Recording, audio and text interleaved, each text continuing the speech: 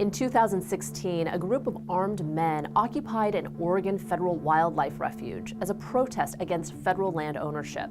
This follows two events. The first was a case where ranchers set fire to federal land, leading to what some considered excessive punishment. The other concerned the two Bundy brothers leading the occupying armed group. Their father, Cliven Bundy, refused to pay grazing fees while using federal land, leading to a standoff with the U.S. Bureau of Land Management in 2014. Many of his supporters believe that the federal government has overstepped its bounds by controlling roughly half the land in the western United States. So, should the U.S. government own so much land?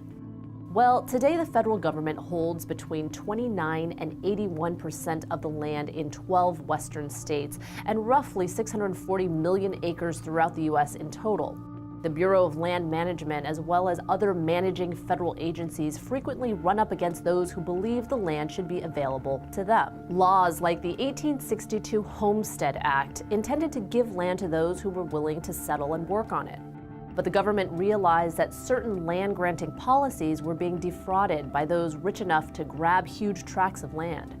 In 1891, President Benjamin Harrison made it possible to set aside federal land on behalf of the American public rather than giving it away. In particular, ranchers such as Cliven Bundy have long used federal land for grazing cattle. However, environmental concerns throughout the 20th century led to stricter regulations of land usage and the introduction of grazing fees.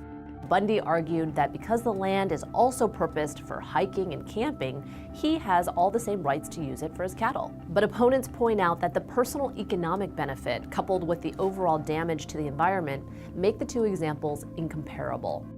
During the Sagebrush Rebellion in the 1970s and 80s, ranchers, miners, and other land users demanded more state control instead of federal control.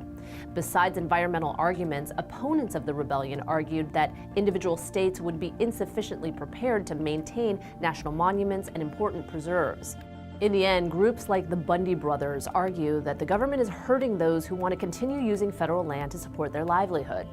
Meanwhile, others point out that this usage is intentionally regulated. The BLM primarily exists to find a balance between grazing, mining, recreation, conservation, and revenue gathering.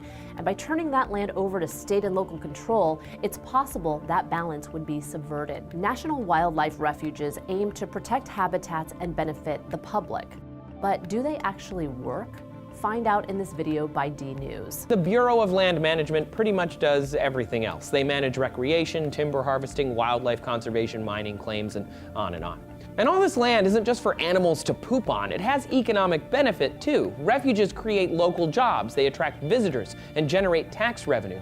Thanks for watching. Don't forget to subscribe so you can catch up on more TestTube News videos. We'll see you next time.